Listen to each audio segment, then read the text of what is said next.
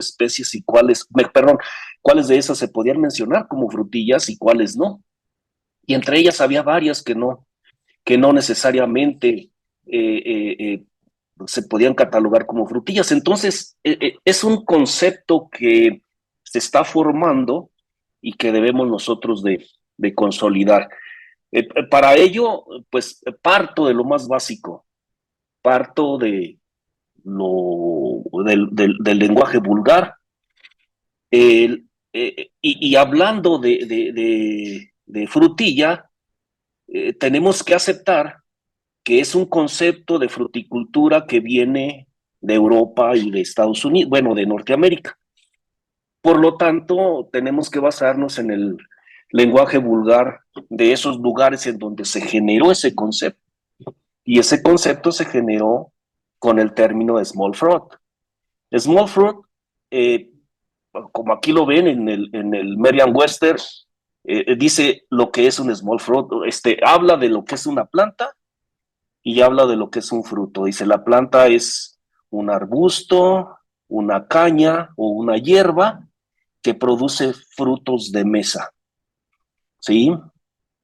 También puede ser un fruto, dice ahí, como una frambuesa, una fresa o se me va siempre el nombre de los currants, una grosella, producida por esas plantas. Eso es lo que dice así básicamente el Merriam-Webster para small fruit. Eh, para poder enmarcar el concepto de frutilla, yo también necesito que tomemos en cuenta eh, que las frutillas, ¿sí? Las frutillas son un tipo de especies frutícolas. Es decir, la fruticultura considera a las frutillas como un grupo dentro de especies frutícolas. Por lo tanto, tendríamos que entender lo que es una especie frutícola. Y una especie frutícola, pues debemos de diferenciarla de una especie hortícola para producción de fruto. Por ejemplo, una especie hortícola para producción de fruto es una sandía, por ejemplo, o la sandía, el pepino. Una especie frutícola eh, que pues precisamente produce fruto, pero además tiene las características de ser una planta perenne o semiperenne en al menos alguna de sus estructuras. Perenne o semiperenne quiere decir que tiene crecimientos secundarios, es decir, que vive varios años y que por lo tanto para vivir varios años pues tiene crecimiento secundario. Y entonces, si la fruticultura es eso, es una especies perennes o semiperennes con crecimiento secundario que producen fruto, o que el motivo de la explotación es para la producción de fruto, pues entonces ahí es donde nosotros tenemos que tomar en cuenta que varias especies no necesariamente deberían caer en este concepto de frutilla. Eh, a estas frutillas también se les conoce en la literatura como frutas del bosque. Y eso lo menciono porque también es importante saber que se les conoce como frutas del bosque precisamente porque pues surgieron de la recolección. Y hace 200 años, hace todavía 100 años, algunas de ellas todavía eran de recolección. Por ejemplo, el arándano. El arándano es un cultivo muy reciente. La frambuesa, la zarzamora son cultivos relativamente recientes en comparación de otros frutales y en comparación de granos. Entonces, eran especies que estaban de recolección en los bosques. Y menciono esto de frutas del bosque porque precisamente, pues ustedes sabrán cuáles son las condiciones ambientales en un bosque. Generalmente suelos ácidos con gran cantidad de materia orgánica, y plantas que, a excepción del arándano, que es un arbusto muy alto, bueno, que naturalmente evolucionó como un arbusto relativamente alto, pues la frambuesa, la zarzamora, la fresa, pues crecían debajo de los doseles de los árboles, y entonces esas condiciones son las que así evolucionaron, entonces esas condiciones son las que nosotros debemos de considerar para su manejo. Obviamente ya se modificaron muchas cosas por el mejoramiento genético que se les dio, pero toda su evolución, toda su carga genética, pues es para prosperar debajo de la sombra de los árboles en suelos ácidos o relativamente ácidos y con una muy buena materia orgánica, ¿no? Entonces se les conoce también como frutas del bosque por eso. Ahora, les llamamos también berries, es un anglismo, pues todavía no sé si decirlo anglismo, más bien es todavía la palabra en inglés que se utiliza en el mercado global, la palabra berry, que en botánica, pues ustedes sabrán, una baya, berry traducido al español pues es baya, y una baya en botánica pues es un fruto que no necesariamente los frutillas tienen, ¿no? Excepto el arándano, de los 4 que vamos a hablar aquí en estas sesiones, excepto el arándano, este, pues todas las otras 3 no necesariamente son una fruta, son una baya, perdón, ¿sí? Coloquialmente se le conoce como berry por el hecho de que generalmente son frutos pequeños y suaves. En botánica, una baya, pues es un fruto que tiene bastantes semillas y tiene al menos 2 lóculos, ¿no? O sea, 2 cavidades en el fruto. Pero la fresa, la frambuesa, la zarzamora, pues no es así, ¿verdad? Entonces, pero pues lo aceptamos, o sea, el mercado agarró ese término de berry y así lo agarramos, aunque no necesariamente, vuelvo a repetir, los frutos de estas frutillas que vamos a ver, pues son, excepto del arándano, pues no necesariamente son berries. Los currants, por ejemplo, los estos que se me va el nombre, las, grosellas, pues sí son bayas típicas, ¿no? Bien. Eh, y entonces, pues, de esa manera surge estos términos, ¿no? Una frutilla como un fruto pequeño, enmarcado dentro de la fruticultura, y una berry como un fruto suave. Va a haber excepciones, pero lo que yo les menciono siempre a mis alumnos es, debemos de enmarcar ciertas características para poder considerar o para poder generar un concepto de frutilla o berry. Primero, es una especie frutícola, es decir, en alguna parte de la estructura de la planta es perenne para que pueda enmarcarse dentro del concepto de fruticultura. Debe de tener un fruto pequeño, hay excepciones, ahorita hay ciertos intentos y se está aceptando que, por ejemplo, el kiwi se acepte en los congresos de frutillas, ¿no?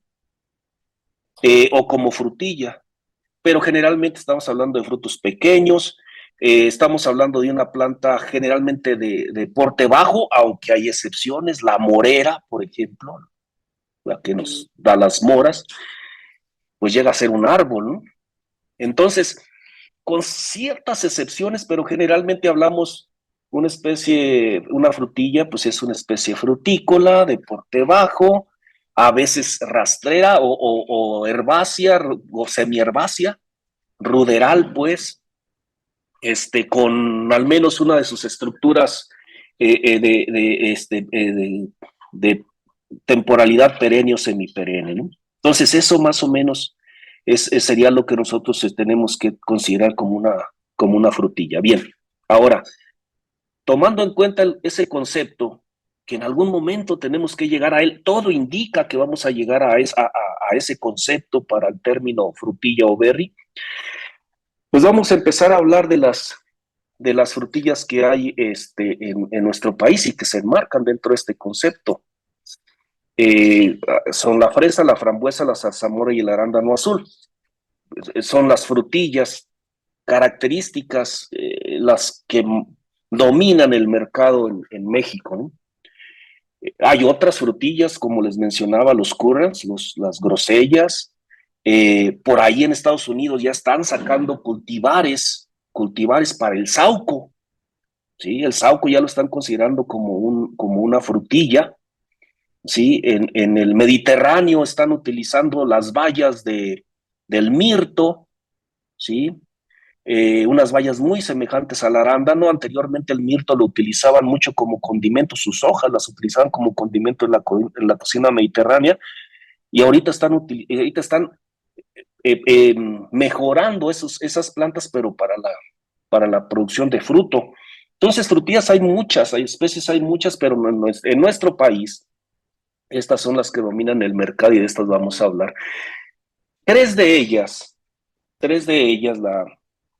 la fresa, la frambuesa y la zarzamora son parientes muy cercanos.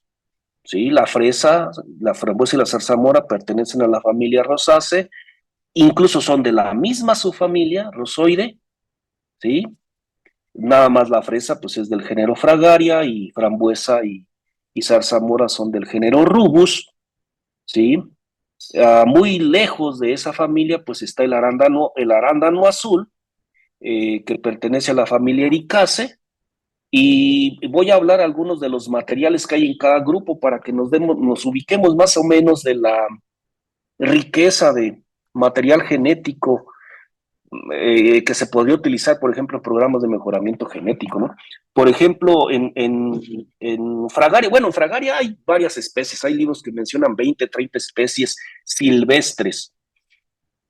De las especies silvestres cultivadas, aquí las estoy mencionando, Fragaria vesca, Fragaria chiloensis y Fragaria virginiana, son especies silvestres que se llevaron a cultivo. Y menciono estas tres porque, por lo siguiente, Fragaria vesca es la más abundante en distribución en el país. La tenemos distribuida en América, la tenemos distribuida en Europa y en Asia. En algún momento dominó la producción en el siglo XVI, XVII, dominó la producción de fresa, Fragaria vesca. Fragaria chiloensis y Fragaria virginiana son de origen americano, pero en el siglo XVIII se las llevaron a Europa, y en algún momento del trayecto o allá en el cultivo, allá donde las tenían en Europa, en algún momento, Fragaria chiloensis y Fragaria virginiana se cruzaron y generaron un híbrido. Ese híbrido es Fragaria por ananasa. Fragaria por ananasa, por sus características aromáticas, por eso le llamaron ananasa, porque le encontraron aroma a piña, a esos primeros híbridos, y ahí viene el epíteto de la especie, Fragaria por ananasa. Sus características aromáticas, sus características de sabor y sus características de tamaño de fruto desplazaron a las otras especies silvestres o a Fragaria vesca que estaba dominando el mercado, las desplazaron y ahorita pues tenemos que todo el mercado, toda la producción de fresa a nivel mundial pues está en base a este híbrido, que en algún momento fue híbrido, pues ahorita ya está taxonómicamente arriba de nivel, está en el nivel de especie, ¿no? Fragaria por ananasa, que surge, vuelvo a repetir, como híbrido entre Fragaria chiloensis y Fragaria virginiana. Los dos son octoploides, se pudieron cruzar sin problema, Fragaria virginiana y Fragaria chiloensis, y por lo tanto Fragaria por ananasa pues es un octoploide. Bien, en frambuesa es un caso frambuesa es un caso de un grupo, a ver, de un subgénero, es un caso de un subgénero y de Aubatus que no tiene muchas especies y que las especies que generó a lo largo del mundo, pues o sea, no fueron muy promiscuas, pues no se cruzaron mucho y por lo tanto no tenemos muchas especies cultivadas. Entre ellas, pues podemos mencionar las más comunes en el mercado, Rubus, voy a hablar un poquito más de ellas después, pero ahorita quiero mencionar solamente estas tres, Rubus idaeus, que es la frambuesa roja, o amarilla, que la frambuesa amarilla es Rubus idaeus, pero es un mutante, ¿sí? Pero es Rubus idaeus, Rubus occidentalis, que es la frambuesa negra, y Rubus neglectus, que es la frambuesa púrpura, que es un híbrido entre Rubus idaeus y Rubus occidentalis. sea, Rubus neglectus es un híbrido entre estas dos, Rubus hidratus y Rubus occidentalis.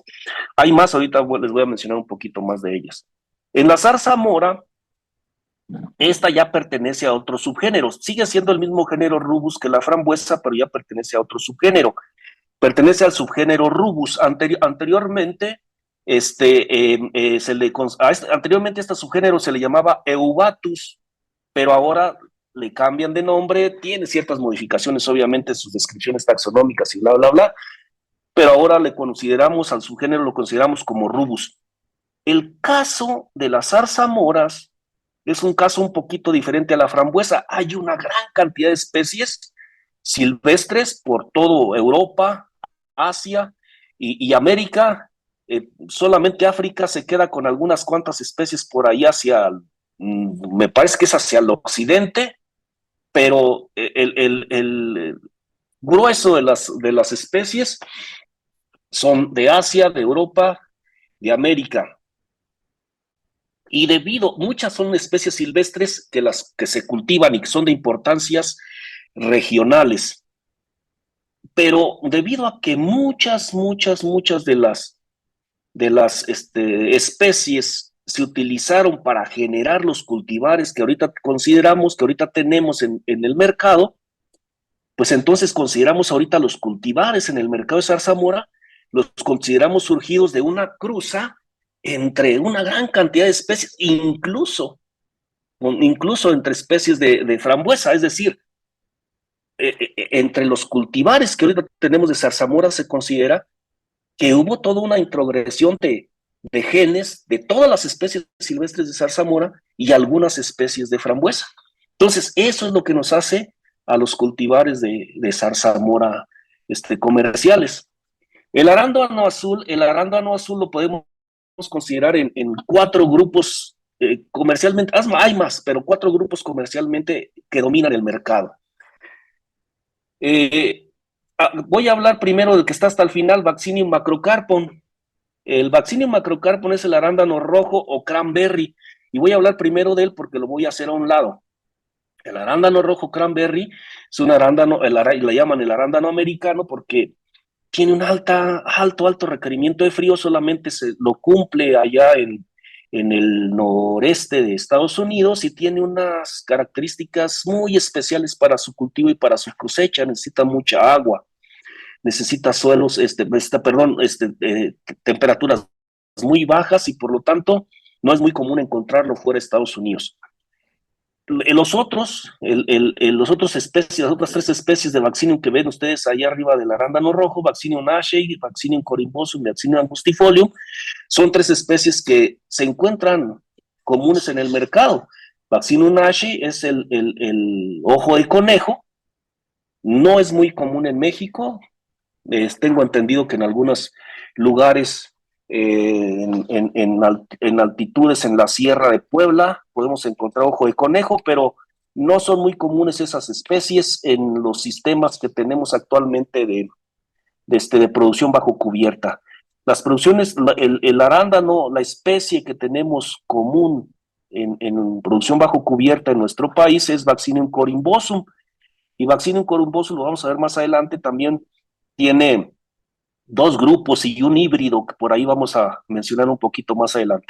El otra especie es Vaccinium angustifolium. Vaccinium angustifolium es un arándano enano, no llega a crecer más allá de 30 centímetros, empieza a fructificar, genera praderas y es muy común por ahí en Estados Unidos, en la zona este de Estados Unidos, pero solamente por ahí es donde se encuentra común en cuanto a que domine pues mercados muy regionales, el arándano enano. Bien, entonces vamos a hablar de estas 4 especies. Voy a empezar a hablar de fresa, como les mencionaba. La fresa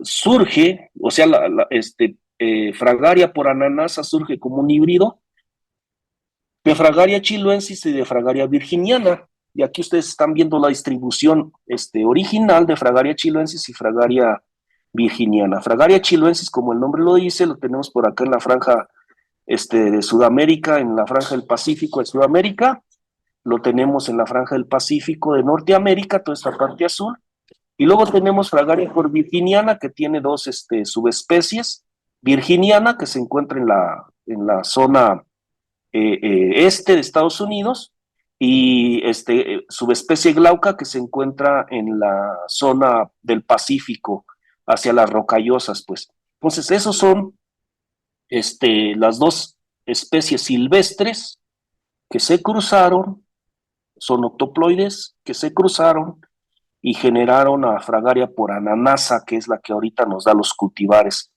que dominan el mercado. Bien, solamente como curiosidad, Fragaria chiloensis, si tienen por ahí se tienen algunas historias de que era recolectada por aborígenes de esta zona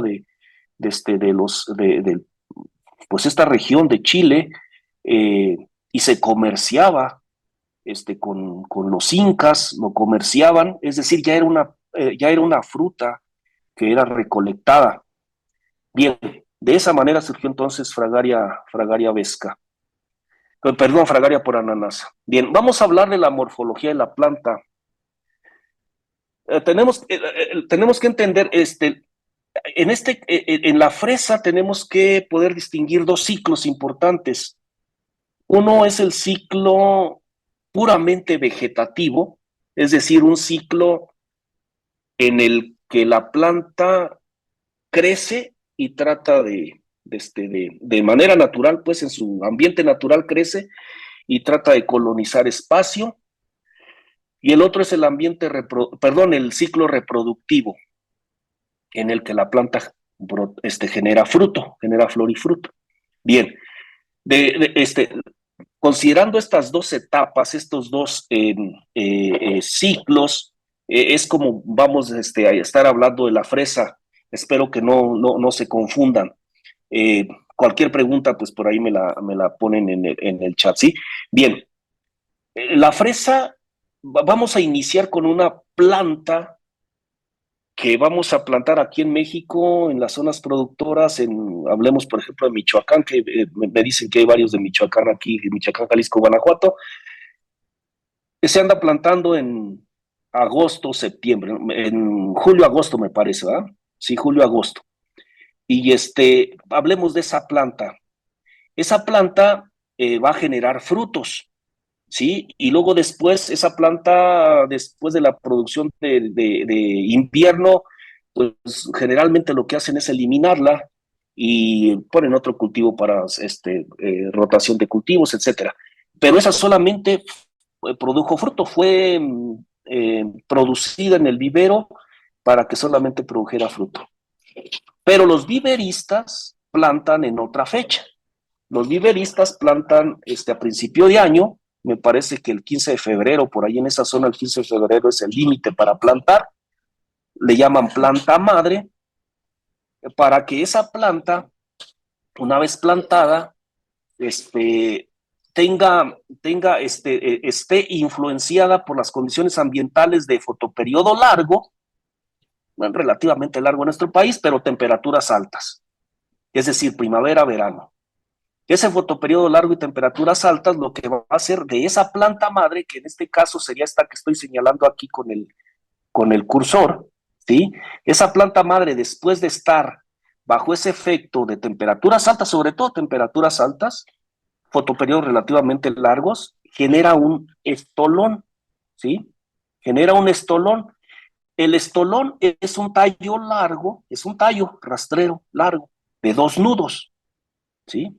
Este es un nudo, este que está aquí, perdón, este es un entrenudo, este es un nudo, este es otro entrenudo y este es otro nudo. En este segundo nudo se genera una planta hija. Aquí hay cierto confusión entre la terminología anglosajona y la terminología que nosotros tenemos en español. A esta planta hija, en la terminología anglosajona, ellos le llaman estolón, ¿sí? O le llaman, pues tratan algunos de ponerle planta hija en inglés, traducida pues al inglés, pero generalmente la literatura la llama estolón. Y esto que está aquí, pues le conocen como corredor del estolón, o corredor o runner le dicen ellos, ¿no? Bien, esta planta hija genera, a final de cuentas de ella surge otro estolón de dos nudos y de la misma manera en el segundo nudo se va a formar otra planta hija, ¿sí? De esa manera entonces se puede generar todo un cordón que puede llegar a generar, en cada cordón se pueden llegar a generar hasta 10, a veces 12 plantas hijas a lo largo de todo ese cordón. Y bueno, todo depende del tiempo que tenga en campo para que pueda generar toda esa cantidad de plantas. Puede ser que solamente genere 3 si es que se plantó muy tarde, o si la planta fue muy, si la planta es muy débil, ¿no? Pero tiene el potencial de generar entre 5, 10, 12 plantas hijas, uno de estos corredores, formado por estolones de dos nudos. Ahora, el nudo que está en el centro, entre una planta y otra, este nudo, en este caso el primer nudo, eh, es un nudo que no forma planta, pero que tiene la capacidad de formar otro estolón, o sea, otro estolón secundario. Y ese estolón secundario tiene la capacidad de formar plantas hijas, ¿sí? ¿Qué tanto puede llegar a suceder esto? Pues todo depende de, qué tan vigorosa sea la planta, o sea, qué tan vigoroso, más bien no la planta madre, sino qué tan vigoroso sea todo el sistema, y qué tanto tiempo tiene como para que se siga estimulando la formación del estolón, que vuelvo a repetir, necesita temperaturas altas y necesita fotoperiodos relativamente largos, es decir, longitudes del día mayores, pues a 12 horas, que aquí en nuestro país pues, son 13 horas, me parece, ¿no? Aquí en el centro de México, pues, ¿sí? Bien, si no hay esas condiciones, pues no va a alcanzar a formar otro estolón. Entonces, así se va a quedar como un nudo simplemente ahí en medio de dos plantas que están creciendo y se están desarrollando, ¿no? Bien, en este mismo sistema vamos a encontrar pues, raíces creciendo, frutos creciendo, flores desarrollándose, las hojas, algunas de ellas ceneciendo, otras fotosintetizando, otras desarrollándose. Es decir, es un sistema muy activo y es un sistema que requiere una gran cantidad de carbohidratos, una carga de carbohidratos muy fuerte y una muy buena nutrición, porque hay una competencia todas ellas. Ahorita vamos a hablar algo un poquito más acerca de esa competencia. Bien, ahora, vamos a ver. Bueno, no alcanzo a ver, ok, voy a moverlo para acá más bien, ok. Aquí están viendo ustedes eh, lo que sería el tallo hagamos de cuenta esta planta madre, pero la planta hija pues también va a tener un tallo de esta manera, ¿no?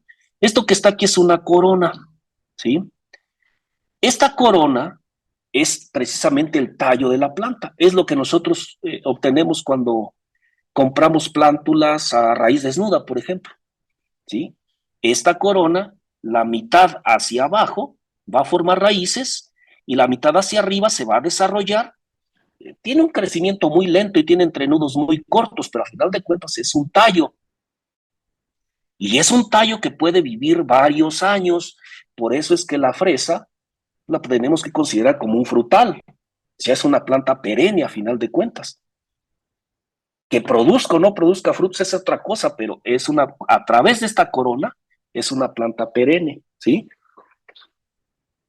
Bien, entonces va a desarrollar yemas en sus nudos, va a crecer un poco, bueno, sí, un poco, porque es muy lento su crecimiento. Y por ejemplo, miren, aquí tengo una corona partida a la mitad a lo largo de la corona, y esta corona, lo que sucede es que esta corona ya la ven un poco más larga. Bueno, esta corona es de julio, de unas plantas que se plantaron en septiembre, aquí en el Estado de México, aquí en la universidad, se plantaron en septiembre, y esta planta se sacó, o sea, se cosechó, se mató, pues la maté, la saqué de la planta en julio del siguiente año, es decir, estamos hablando de 8 meses, algo así, ¿no? De crecimiento. Entonces ya la corona, si se dan cuenta, es un poco más larga. Bien, esta es corona entonces. Este es el tallo. Ah, por cierto, importante, cuando ustedes van a plantar fresa, ¿sí? La van a plantar coronas de fresa, tomen en cuenta que lo que forma la raíz es de la mitad hacia abajo de la corona.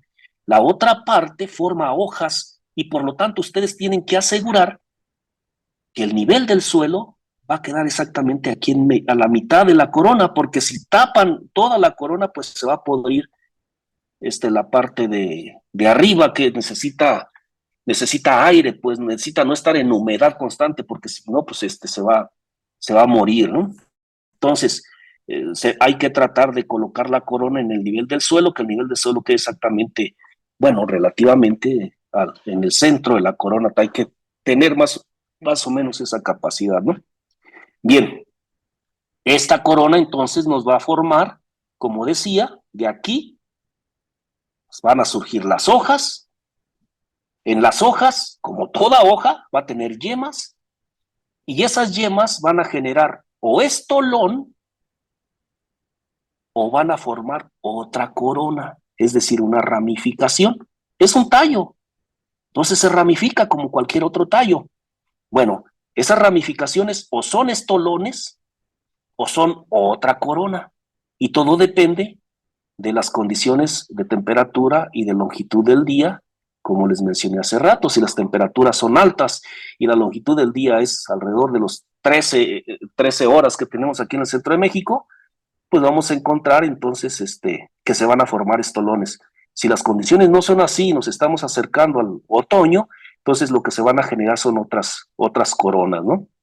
Y en el ápice de esta corona, se forma una inflorescencia, nada más una inflorescencia. ¿Qué tantas flores trae la inflorescencia? Ahorita vamos a ver, pero todo depende de el vigor que tenga la planta, de la fecha de plantación y de la nutrición que tiene la planta, ¿no? Bien, este es ese mismo sistema, pero ya no en esquema, sino en fotografía, ¿no? Aquí está la raíz, no corté de manera longitudinal la corona, pero imagínense, aquí se encuentra la corona, aquí está la corona, aquí está un estolón, aquí está el primer nudo, ¿sí? El segundo nudo, aquí se está formando una hoja, perdón, planta hija, aquí están viendo ustedes que se van a formar las raíces, eh, aquí se está generando el segundo estolón, por aquí debe estar el primer nudo, nada más que no se alcanza a ver, por aquí debe estar el primer nudo cubierto por esta hojita que está aquí, y aquí está la segunda planta hija, ¿sí? Ahorita les voy a mostrar un estudio que hicimos y yo les llamo, para que no se me vayan a confundir, le llamo planta hija 1 y planta hija 2, es decir, las que se forman a lo largo del estolón. Por cierto, una planta de estas tiene la capacidad de generar también varios cordones estolonales. Todo depende del vigor de la planta, todo depende del cultivar, de la nutrición, pero puede andar formando 5, 10 cordones estolonales, ¿sí? Entre más, pues más competencia, más nutrición se necesita, y si no tenemos el cuidado de nutrirlas bien, pues va a haber mucha competencia y podemos tener plantas de baja calidad. Bien, este es el estudio que les decía. Este estudio lo hicimos a ver, voy a mover esto de aquí. Este estudio lo hicimos en 2018. Aquí lo que estábamos tratando de ver era, este estudio es para un sistema de producción de estolones colgantes, o sea, de cordones colgantes. El sistema de producción de estolones colgantes es más o menos así, lo voy a decir rapidito.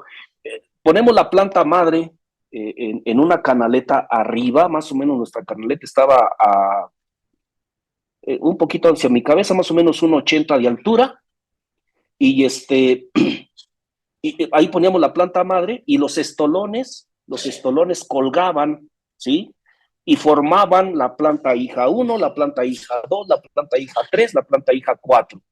Hubo las que formaron hasta la planta hija 5, pero el tiempo ya no nos dio para que fuera una planta de buena calidad, por lo tanto no la consideramos en el estudio. Lo que queríamos ver era, como estas plantas que están colgando, no tienen un sustrato en donde formar raíces, pues dependen completamente de la planta madre para la obtención de agua. O sea, la planta madre es la que está arriba, está enraizada, está en el sustrato, la estamos regando, la estamos nutriendo, y esta le manda agua a las plantas hijas. Pero la pregunta era, bueno, ¿también le manda minerales?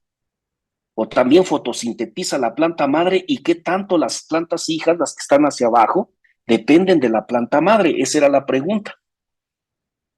Y nosotros aquí lo que logramos entender, lo que pudimos encontrar con algunas correlaciones simples, fue, si ustedes se dan cuenta, aquí están cuatro gráficas que corresponden. Bueno, les voy a mencionar una cosa. Hicimos una correlación entre los pesos secos, que implica el desarrollo de la estructura de peso seco de raíz. Mucho peso seco de raíz, pues quería decir que la raíz estaba muy grande. Esa fue nuestra forma de analizar este sistema. Mucho peso seco de hoja, pues quería decir que el área fotosintética estaba muy grande, con condiciones y posibilidades de generar una buena cantidad de fotosíntesis. Un buen peso seco de la corona, pues quería decir que la corona tenía una buena cantidad de reservas. Y las reservas de la corona, carbohidratos, son muy importantes para el rendimiento, para el crecimiento y rendimiento del siguiente año cuando se planta. Entonces, una buena corona, una buena cantidad de reservas, pues es una corona de buena calidad, ¿sí? Bien, entonces nosotros queríamos saber qué tanto la planta madre le manda agua y carbohidratos a la planta hija, y les voy a mencionar. Cuando relacionamos el peso seco de la raíz con el peso seco de las coronas de las diferentes plantas hijas, pues encontramos que la raíz, pues completamente hay una correlación positiva muy alta, y es lógico, pues la raíz es la que está absorbiendo agua, ¿no? Por lo tanto, más agua, pues más crecimiento para las plantas hijas. Pero cuando correlacionamos el peso seco del área foliar de la planta madre, que quiere decir fotosíntesis, carbohidratos, con el peso seco de las coronas de las plantas hijas, ya no hubo correlación. Es más, bueno, no había correlación definitivamente, y lo poquito que se alcanzaba a ver, la inclinación de esta curva, pues era negativa, de tal manera que si hubiera habido correlación era negativa. ¿Qué quiere decir eso? Que la planta madre, a esta altura de 4 plantas por cordón estolonal, a esa altura la planta madre, tal parece que ya no le manda carbohidratos a las plantas hijas. Y eso es lógico. Por ahí los que ya tienen experiencia en cultivo de fresa, pues se darán cuenta que cuando la planta hija echa raíces, se hace independiente de la planta madre. Aquí lo que sucede es que pues, el sistema no me generaba raíces, ¿no? Entonces ahí estaba la duda de hasta qué momento se independizaba. Pero a tal parece que a las 4 plantas hijas en un sistema colgante, pues ya las plantas de la planta madre, en cuanto a carbohidratos, ya no le manda a las plantas hijas, o al menos no son importantes. Bien, pero la pregunta era, entre las plantas hijas, ¿se mandan carbohidratos? Obviamente no se mandan agua porque no tienen raíz, pero se mandan carbohidratos entre ellas. Y lo que encontramos aquí fue, miren, aquí van a encontrar en las gráficas lo siguiente: van a encontrar el peso seco, dice peso seco de hoja 1. ¿Qué quiere decir eso? Es el peso seco de las hojas de la planta 1, de la primera, de la línea estolonal.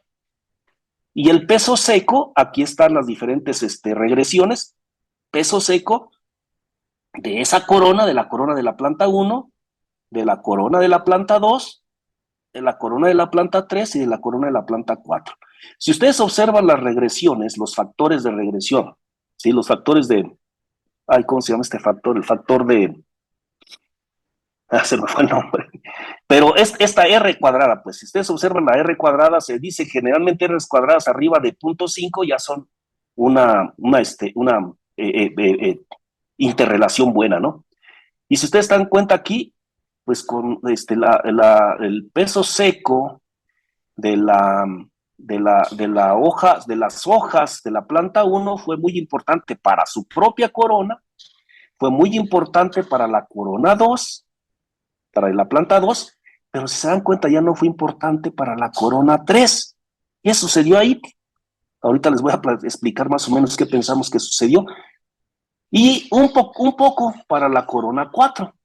Luego después, cuando vemos la relación de las hojas de la planta 2 en el estolón, la segunda planta, nos damos cuenta que es importante para la corona 1, para la corona 2, para la corona 2, o sea, su corona, para la corona 3 y un poco para la corona 4. Luego después, cuando vemos la corona 3, la planta 3, fue muy importante las hojas, la fotosíntesis, bueno, las hojas pues tiene una muy buena correlación con la corona 1, la corona 2, la corona, o sea, su misma corona y la corona 4. Y luego después acá, la corona 4, pues también una buena relación con las otras. ¿A qué conclusión llegamos aquí? Con esto que hicimos y los trabajos previos de otros investigadores que hablaban siempre, bueno, encontramos, fueron, no recuerdo si 2 o 3 trabajos previos que hablaban de la importancia de la planta número 3, ¿sí? O sea, como que la planta número 3 es importante en un sistema de estolones, sobre todo en estolones colgantes. Y nosotros pues, más o menos encontramos algo similar. La planta 3 es muy importante para todas las plantas hijas. De tal manera y la planta 2 y la 3, de tal manera que lo que nosotros pensamos pues es la planta 2 y la planta 3, pues hay que cuidarlas mucho porque tal parece que para absorción, no solamente para absorción de minerales, sino en este caso estamos hablando de posiblemente una movilización de carbohidratos de esas plantas a la planta 1 y a la planta, en este caso la planta 4, que fue hasta la que alcanzamos a medir, ¿no? Entonces, aquí lo que les estoy hablando es de una relación entre las diferentes plantas, quién le manda a quién es más importante para que crezca la corona de todas las diferentes plantas en el cordón estolonal, porque acuérdense que los carbohidratos, el peso seco, nos implica calidad, nos implica suficientes reservas para que la planta pueda crecer en el siguiente ciclo. Entonces, en conclusión, con este experimento yo diría, y con las investigaciones previas que pudimos observar, es tengamos cuidado con la planta 2 y sobre todo con la planta 3 en el cordón estolonal. Bien, vamos a ver, vamos a continuar. Vamos a hablar algo de la raíz. El sistema de raíz de la fresa lo tenemos que dividir en dos tipos de raíces. Raíces adultas suberizadas, que son estas que están aquí de color oscuro, ¿sí? Que son las que vienen con la planta, cuando nosotros compramos la planta a raíz desnuda, son las que vienen con la planta, que son importantísimas porque son reserva de carbohidratos. Carbohidratos no se almacenan solamente en la corona, son muy importantes los carbohidratos de la corona, pero en la raíz también se almacenan carbohidratos que van a ser la reserva para el crecimiento de la planta una vez que la plantemos, ¿sí? Y las otras son las raíces nuevas, que generalmente vamos a encontrar aquí entre las raíces nuevas, vamos a encontrar raíces primarias y raíces secundarias. Las raíces secundarias son las más delgaditas, son las que se encargan de absorber agua y minerales, explorar terreno, mientras que las raíces primarias pues son un poco más gruesas y también están empezando a almacenar carbohidratos para el siguiente ciclo. Bien, estas raíces, pues aquí ustedes están viendo cómo se distribuyen, es un sistema radical muy superficial, estamos hablando que entre el 25 y el 50% de la raíz está en los primeros 8 centímetros. Es decir, es una raíz muy superficial. Entonces tenemos que tener mucho cuidado porque en esos 8 centímetros pues nosotros vamos a encontrar cambios de temperatura, vamos a encontrar cambios de humedad muy fuertes. ¿Sí? Es una capa de suelo que cambia completamente en condiciones de humedad. Hay que tener mucho cuidado con estas plantas, más que con el maíz, más que con la alfalfa, por ejemplo, más que bueno, no conozco tomate, sandía, pero me imagino que son de sistemas radicales profundos o relativamente más profundos que estos, ¿no? Hay que tener mucho cuidado entonces con estas raíces porque están en una película de suelo que cambia mucho temperatura y humedad por condiciones de sol, por ejemplo, ¿no? Bien, ahora dice aquí, al salir del letargo y reiniciar su crecimiento, el sistema radical es una mezcla de raíces viejas, son estas que están aquí, que almacenan carbohidratos, ¿sí? Y otras tantas que han crecido y están absorbiendo agua y minerales, ¿no? Bien, entonces, vamos a ver, voy a mover esto para acá. ¿Qué más dice aquí? Las raíces nuevas que se encargan de explorar y colonizar la absorción. Este, este es el sistema entonces de raíces. Ahora, como les mencioné, las raíces son las encargadas, al igual que la corona, de almacenar carbohidratos durante el letargo, durante el invierno, ¿no? Bien, entonces, esto que está aquí es un trabajo que se hizo porque ustedes eh, sabrán, los que no, pues tenemos que tomar en cuenta que la temperatura, las temperaturas frías, es decir, temperaturas alrededor de 2 grados centígrados, son muy importantes para que una planta de fresa pueda producir bien. Es decir, cuando yo compro plantas a raíz desnuda, lo que generalmente encontramos en esas plantas, pues es que me las vendieron con 2 o 3 semanas de almacenamiento en frío a 2 grados centígrados. Algunos las almacenan a 1 grado, 2 grados centígrados, ¿no? ¿Y cuál es la importancia del frío? Bien, ustedes tenemos que tomar en cuenta que la fresa, la frambuesa, la zarzamora, de una vez, y del arándano, son especies frutales de clima templado. Es decir, por en algún momento pasan por o evolucionaron así, en algún momento pasaron por una zona de frío o por una temporada de frío. Y se tuvieron que adaptar a esas temporadas de frío. De alguna manera generaron mecanismos que se expresan genéticamente y que están completamente relacionados con esa característica de eh, permanecer en descanso, por así decirlo, durante el invierno. Llega la primavera y pum, se dejan ir con toda la energía para crecer y aprovechar las temperaturas elevadas y días largos y humedad del verano, ¿no? Así fue eso, así evolucionaron. Entonces, ¿cómo explicar el hecho de que la planta necesita frío para poder producir bien? Porque el frío, y este es un experimento por aquí que se hizo, y es un experimento viejo, es una publicación del 97, pero que nos dice claramente la importancia del frío en el rendimiento de una planta. ¿Qué es lo que hicieron aquí? Este es un cultivar, es el Santa, es un cultivar, el Santa es un cultivar ya viejo. Lo que hicieron fue sacaron plantas me parece que esto fue en California, sacaron plantas del campo expuestas a la intemperie y las fueron sacando y las fueron después acomodando en, en, en ambientes para crecer. Otras cuantas las analizaron para ver qué tanto tenían de materia seca, de almidón, de sacarosa, es decir, de azúcares en su corona y sus raíces, pero las fueron sacando del campo en diferentes etapas. Por lo tanto, fueron adquiriendo diferentes cantidades de frío natural, porque estaban a la intemperie.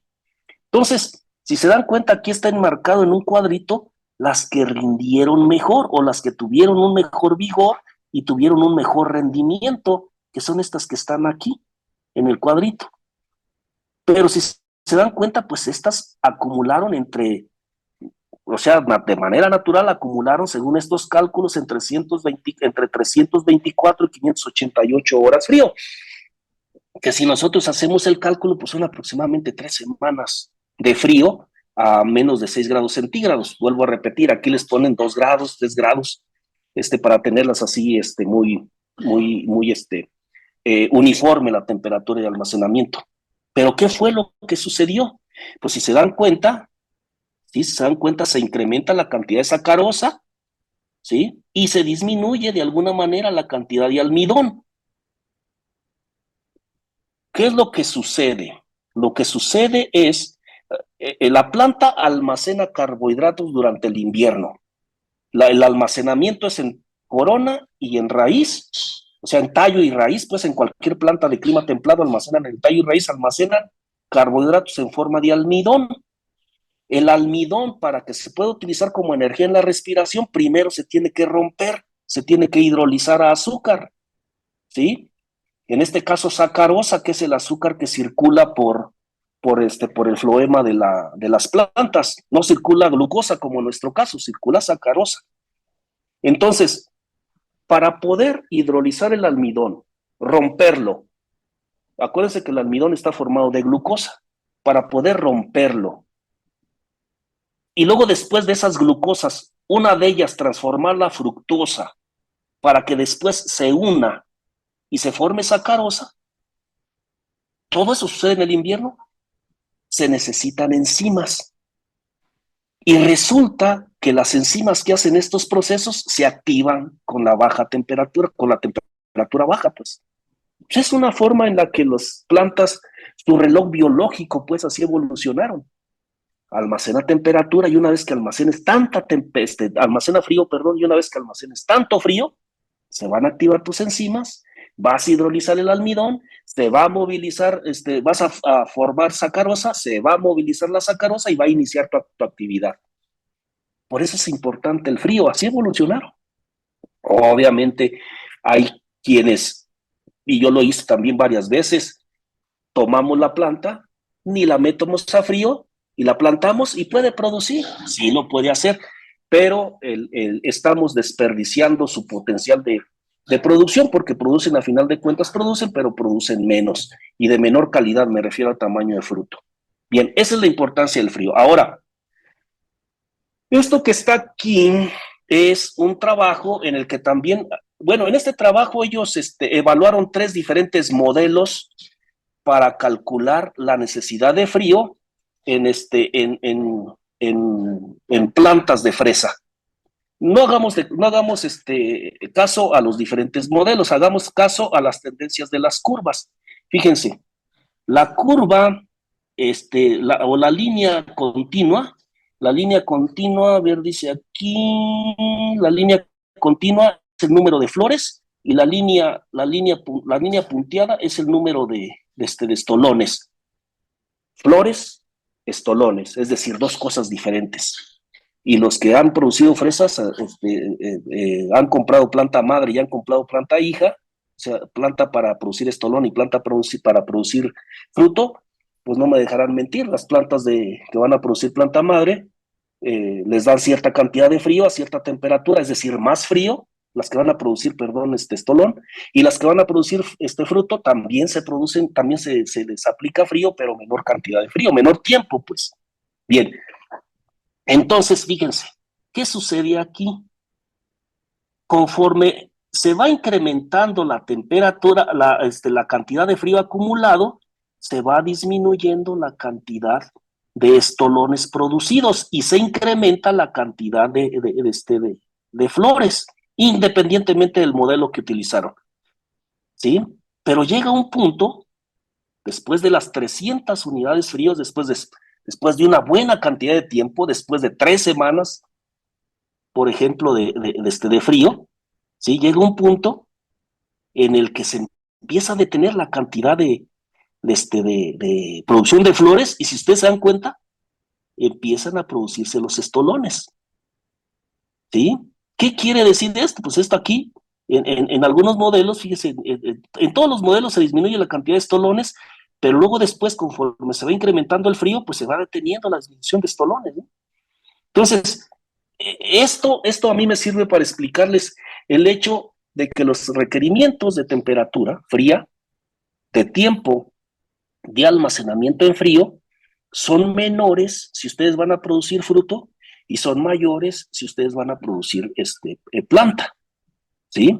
Vuelvo a repetir, hay quienes no aplican frío, pero se desperdicia el potencial de la planta, ¿no? Y todo tiene que ver con expresiones genéticas en respuesta a la temperatura, con estas expresiones genéticas produciendo en sí, estimulando la síntesis de hormonas y luego después, o lateral o colateralmente, estimulando la síntesis de enzimas que van todos ellos a generar toda la actividad para que la planta pueda producir o bien estolón o bien fruta, ¿no? Ok, bien. Hablemos de las... Bueno, en la siguiente sesión voy a hablar un poquito más acerca de profundizar un poquito más en estas cuestiones de manejo. Bien, miren, la hoja. La hoja bueno, tenemos una hoja trifoliada, pues, pero aquí lo que quiero considerar es lo siguiente. La longitud del peciolo es responsiva a fotoperiodo y temperatura. Las temperaturas frías y los fotoperiodos cortos disminuyen la longitud del peciolo. Estas plantas que están viendo ustedes aquí son de un experimento que hicimos en 2021, me parece, en Tulancingo con la Universidad Autónoma del Estado de Hidalgo. Y es la misma planta, solamente que aquí esta fotografía me parece que es en mayo, plantamos en abril, y esta fotografía me parece que es en mayo, en junio, algo así. Días largos, temperaturas elevadas, vean los peciolos de la hoja, y poco a poco estas hojas se fueron muriendo, y conforme nos acercábamos al invierno fueron produciéndose estas hojas que son como más familiares para nosotros, no para los que producimos fruto. Peciolos un poco más cortos, las hojas más pegadas, y eso necesito también que lo ubiquemos, porque, pues, si ustedes se darán cuenta, la longitud de los peciolos, pues nos permite tener, este, eh, eh, este, ¿cómo se llama esto? Todo el estrato, pues, foliar, muy laxo, muy flojo, cierto que puede captar una gran cantidad de luz, pero nos genera problemas de manejo. En cambio, sobre todo si estamos, por ejemplo, en este caso estamos produciendo en contenedor, en maceta. En este caso, los peciolos un poco más cortos, pues tenemos la ventaja de que la planta es más manejable, pero tenemos la desventaja, pues, de que va a haber competencia por luz, de que va a haber acumulación de humedad ahí entre las plantas, y podemos tener problemas de enfermedades y cosas secundarias.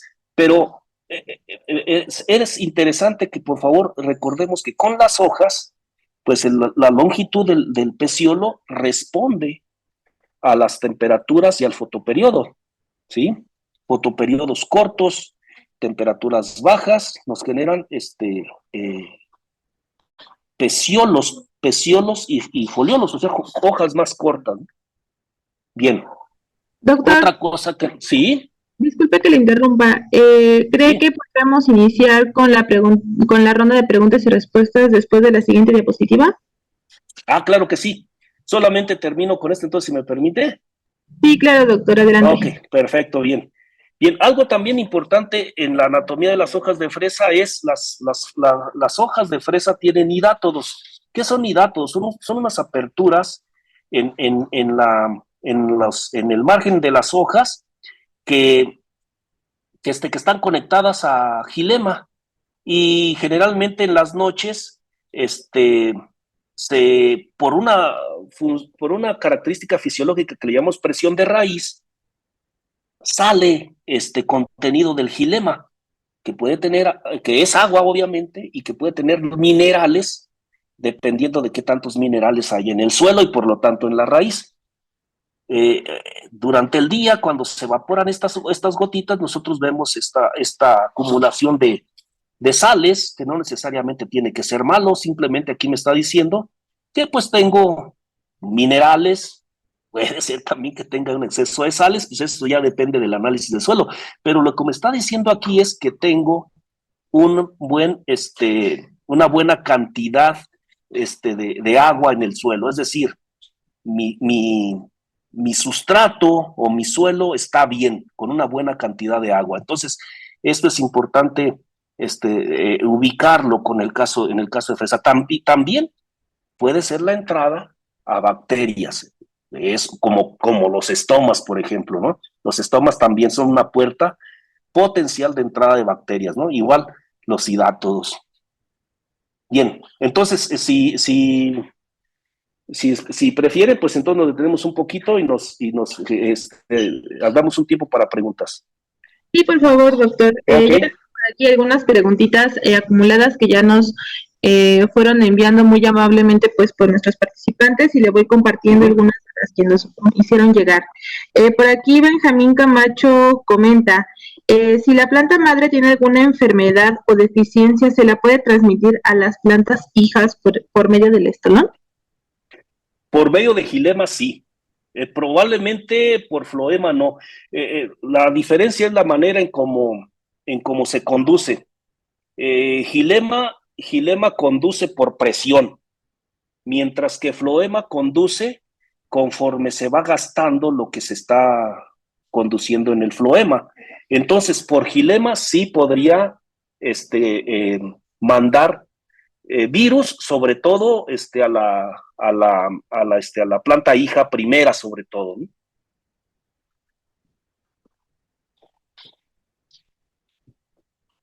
Perdón, no puede encender mi micrófono. Ajá. Muchas gracias, doctor. También comenta José Antonio Gutiérrez. En fresa cada año se tiene que sacar la planta y sustituirla con una planta nueva o se puede seleccionar los mejores estolones.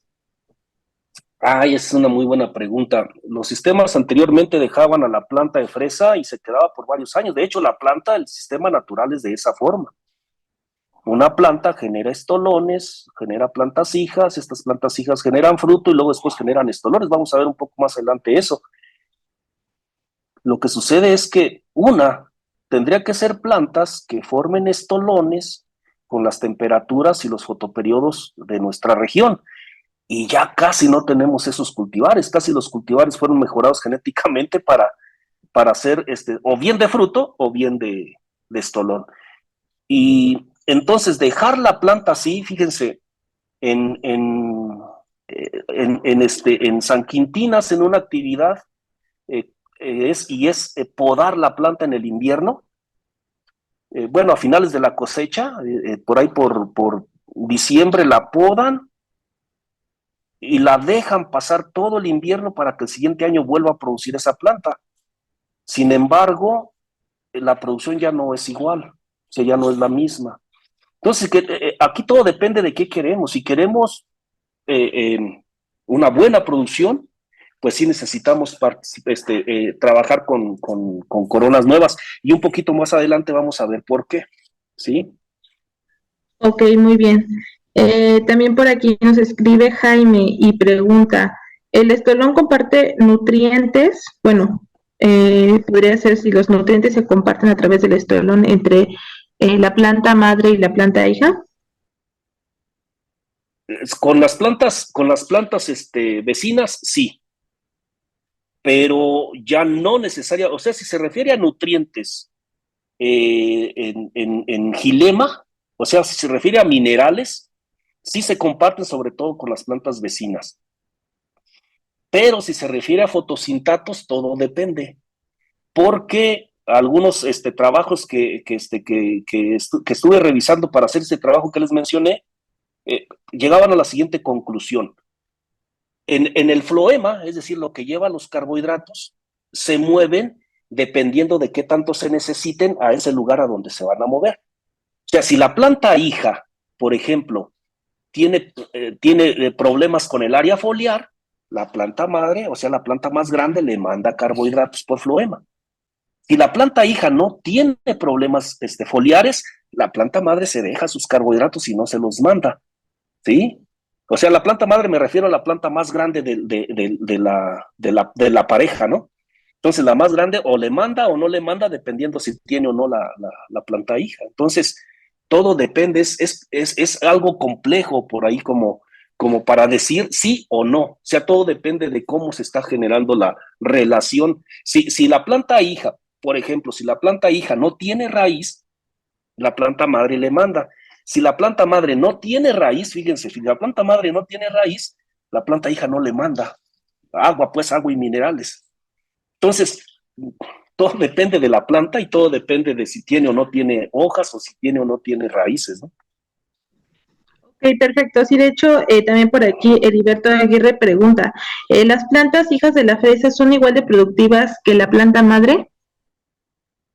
Lo que pasa es que la planta madre en un sistema comercial de alta calidad como el que se está haciendo en el Bajío, en Zamora, en esa región de Zamora, Tangancícuaro, Guanajuato, California, es decir, de exportación, la planta madre solamente se utiliza para producción de estolón, nada más. Estas plantas que les mencioné, a ver, estas plantas, por ejemplo, miren, estas fueron para producción de estolón y nosotros las dejamos para ver si producían fruto. Yo ya sabía que no íbamos a encontrar gran cosa, pero dije, vamos a ver qué sucede. Pues no, definitivamente no producieron fruto. O sea, ¿qué es lo que pasó? Pues no tuvo frío, ¿sí? Y por lo tanto, pues no producen fruto, ¿no? Entonces, eh, en un sistema altamente competitivo, la planta madre, pues solamente es para estolón y la planta hija es para fruto. Entonces, no tendría la manera de cómo comparar. Si lo hacemos en un sistema más pequeño, pues no, tampoco la planta madre se gastó formando estolones y no va a producir lo mismo que una planta nueva. Y ahorita que les muestren unos modelos de crecimiento, vamos a entender un poquito más por qué.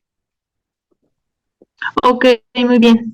También por aquí escribe Rigo Linares, pregunta, si se poda la planta, ¿le podría beneficiar o en dado caso, pues no sé si le pudiera también perjudicar?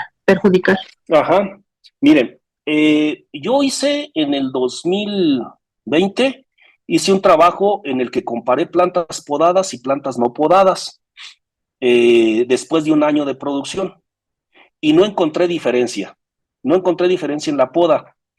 Lo que les menciono que hacen allá en San Quintín, podan, pero porque por alguna razón no entiendo por qué no tienen para comprar material para el siguiente año, o de alguna forma, no sé qué suceda, pero no es muy común, pero podan y el siguiente año produce, pero ya no produce igual que el primer año. Pero además, tenemos el riesgo de que a lo largo del invierno, esa planta que podaron pues puede tener problemas con plagas y enfermedades. Entonces, esa es la desventaja. Entonces, en sistemas altamente competitivos, yo no recomendaría podar.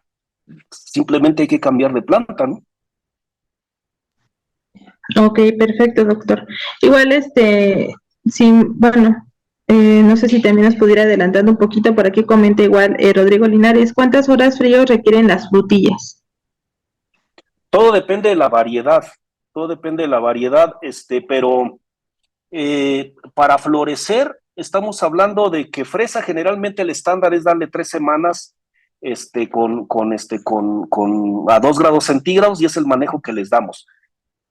Pero ¿por qué les estoy hablando de ese manejo? Porque estoy hablando de plantar en septiembre para que produzcan en el invierno.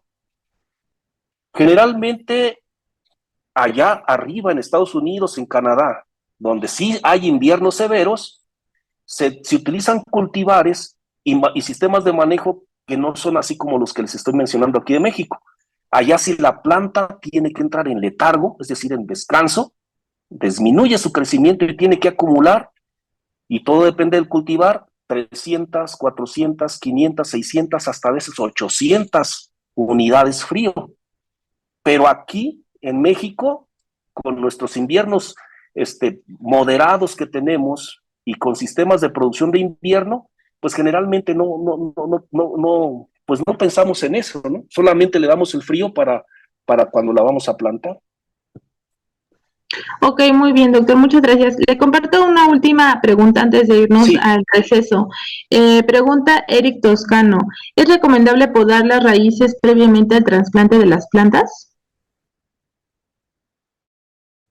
sí. Luego hay ocasiones en que ya no si esa raíz desnuda ya no las mandan podadas. A mí me llegaron una vez así, simplemente las planté. Pero cuando nos las venden, lo más común es que nos las vendan con unas raíces tremendamente largas. y esas raíces tremendamente largas se van a hacer nudo, pero además cuando nosotros podamos, yo lo que hago es, me pongo la corona aquí exactamente, donde está la corona exactamente aquí en el centro de la palma de la mano, cierro el puño y más o menos corto como unos 4 o 5 centímetros abajo del nivel de mi mano, y corto la raíz. ¿Qué hago con eso? Con eso genero etileno, estimulo crecimiento de raíz, y además la raíz vieja no está tan grande y no se hace nudo, que luego después va a generar un problema ahí en el crecimiento de la raíz nueva, ¿no? Pero sí es recomendable podarla. Y si es por cepellón, pues todo depende. Si la raíz nos llega joven, de buena calidad, pues simplemente sacudo el cepellón, lo planto. Pero me han llegado cepellones con raíces ya bien crecidas, ya incluso hasta café, pues ya muy viejas las raíces. Entonces ahí sí también incluso sacudo el cepellón, podo, igual la trato como una planta de raíz desnuda, podo y planto. Perfecto. Bueno, pues muchísimas gracias, doctor, por esta primera sección de ponencia. Nos vamos a un breve descanso, solamente van a ser unos minutitos, por lo cual pues les pedimos a todos nuestros participantes, por favor, que se queden todavía conectados aquí con nosotros a través de Zoom, y en un momento continuamos. No se me preocupen que las preguntitas que tenemos todavía acumuladas pues se pueden responder en la siguiente sección. Entonces, en un momento Claro que sí. continuamos.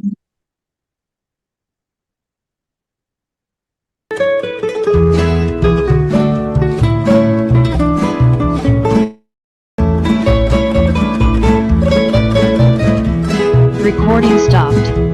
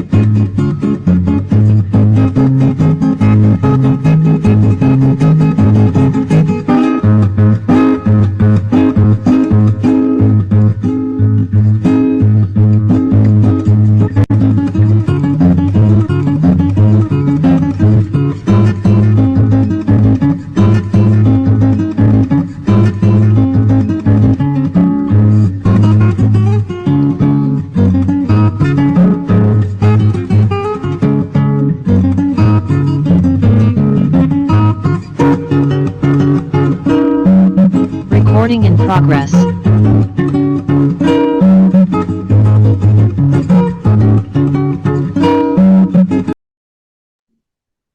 Bueno, pues muchas gracias por continuar con nosotros aquí a través de Zoom. Y pues bueno, antes de darle continuidad a este segundo segmento de ponencia, les comento pues de manera rápida que también por ahí nuestros compañeros de Factor Productivo les harán llegar unos mensajitos por ahí después, pero les voy adelantando, el día jueves no tendremos sesión por ahí por alguna cambios de horario, pero pues con la finalidad de que todos ustedes pues tengan la mayor cantidad de información posible y pues que todas sus dudas se vayan aclarando, pues los días que tendremos sesiones, el día de hoy, el martes, el miércoles y pues el viernes, serán sesiones pues un poco más largas, serán pues un poco de 2 horas y media, tal vez nos podamos extender un poquito más en alguna que otra sesión. Entonces, pues les voy adelantando por ahí este pequeño mensaje. Entonces, pues bueno, espero que hayan aprovechado estos minutitos de receso y vamos a darle comienzo a este segundo segmento de ponencia. Entonces, pues ya vemos por ahí su pantalla, doctor, y pues adelante, en el momento en el que usted guste comenzar. Ok, sí, muchas gracias. Bien, miren, les comentaba entonces, la corona es un tallo, a final de cuentas un tallo, pero con entrenudos muy cortos. Y en cada nudo, como todo tallo, hay una hoja, y en cada hoja, como toda hoja, hay una yema. Ahora, ¿qué se forma en las yemas? Les mencionaba, se forma o un estolón o se forma otra corona, ¿sí? Es decir, una rama, pues, ¿sí? Solamente que la corona con entrenudos cortos y el estolón con dos nudos, con dos entrenudos largos, ¿no? Bien, y en la yema apical se forma una inflorescencia. Ustedes dirán, ¿y entonces por qué forma tantas flores la fresa? Ah, bueno, pues este es el sistema de crecimiento, este es el sistema de crecimiento de la fresa, de la planta de fresa. Hagan de cuenta que aquí ustedes simplemente consideren el espacio entre nudo y nudo, pues consideren lo más corto, ¿no? ¿Qué significa esta hoja de color café? Pues es una hoja que se nece. Hagan de cuenta que es la plantita como ustedes la tienen al principio de primavera, ¿sí? Principio, finales de invierno, principios de primavera. Bien, esta es su corona, es la corona de crecimiento, va a formar estolones porque va a estar recibiendo temperaturas altas y fotoperiodos largos. Aquí nada más está dibujado uno, pero puede formar, como les decía, hasta 10 estolones o más, dependiendo de qué tanto tiempo tenga bajo esas condiciones. Pero luego después, cuando se terminan esas condiciones, entonces se forma otra corona. Bueno, primero se forma una inflorescencia en esta corona, o sea, la corona original, la corona que recibimos, y esa inflorescencia, ahorita vamos a ver, es una inflorescencia que tiene, tengo una imagen acá de una inflorescencia, a ver, déjenme ver. Híjole, pues no tengo una imagen de una inflorescencia, pero es una inflorescencia que puede llegar a tener, o sea, forma una flor aquí, es una cima, se abre la flor central, hacia los lados se abren las flores laterales, y a cada lado, voy a poner el cursor, el puntero, y a cada lado nuevamente se vuelven a formar otras flores, de tal manera que se pueden formar hasta 4 diferentes niveles de flores, de tal manera que pueden llegar a tener hasta 10 flores por inflorescencia, pero nada más una inflorescencia. Una vez que ya se generó esta inflorescencia, se termina el crecimiento de esta corona. Ah, pero inmediatamente abajo, ¿sí? Se forma otra corona. Sí, se forma otra corona, y esta corona igual va a desarrollar primordios foliares, en este caso primordios foliares, no desarrolla flores, hojas, pero desarrolla primordios y una inflorescencia en la punta. Luego después se forma otra corona y se forma otra inflorescencia, otra corona y otra inflorescencia en la punta, de tal manera que por corona se forma una inflorescencia. Ahora, ¿qué tantas coronas secundarias? A esta la llamaríamos corona secundaria. Esta sería nuestra corona original. ¿Qué tantas coronas secundarias se forman? Depende de mucho. Depende del tipo de planta, es decir, del cultivar, depende de la época de plantación, depende de la nutrición, depende del vigor de la planta, de si está enferma y bla, bla, bla, todo esto que influye en el crecimiento y en el vigor de una planta. Miren, por ejemplo, aquí tenemos la comparación, este es un trabajo que hicieron en Italia, estas que están aquí, este es el cultivar paros, que dice aquí que es bueno, es productora de junio, es decir, nosotros aquí en México le llamamos de día corto, ¿sí? Esta es el mismo, aquí no, aquí es una seascape, esta es aquí le diríamos de día neutro, ¿sí? Entonces, una de día corto y una de día neutro. Ahorita vamos a entender un poquito más qué es eso. Bueno, ¿qué quiere decir de día corto? Estas de día corto son las que florecen específicamente en días cortos, es decir, en otoño y en invierno, ¿sí? Y primavera y verano se dedican a generar estolones. Y las de día neutro producen flor a lo largo de todo el año, no importa la longitud del día, no importa, pues sí importa mucho la temperatura, pero la longitud del día no importa. Entonces, esa es la diferencia. Bien, pero entonces son dos cultivares diferentes. Vean cómo aquí tenemos la que está de color gris, es la corona original, la del ciclo pasado. Luego después se forma una, dos, tres coronas secundarias y hasta tenemos una, dos coronas terciarias, ¿no? Si nosotros vemos esta planta a final de otoño, tal parece que aquí lo que dice este artículo es que las plantaron en verano y este esquema lo hicieron a finales de otoño, es decir, una temporada de crecimiento. ¿Cómo veríamos nosotros esa planta? Esa planta nosotros la veríamos con cuatro coronas, por ejemplo, una, dos, tres, cuatro, cinco coronas. Dos de ellas, pues a lo mejor no tan visibles, pero tres coronas al menos sí bien visibles en nuestra planta, ¿sí? Es decir, una corona ramificada, con tres coronas bien definidas. Pero vean la que es productora o mejor dicho, de día neutro, que produce flores a lo largo de todo el año, independientemente del fotoperiodo. Vean la cantidad de coronas que produce. Igual, fue plantada en verano y este esquema lo hicieron a finales de otoño. O sea, son más vigorosas, ¿sí?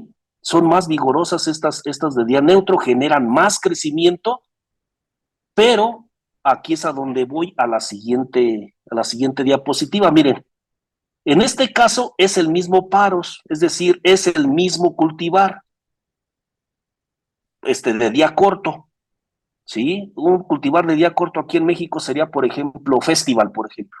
Sería un cultivar de día corto, ¿sí?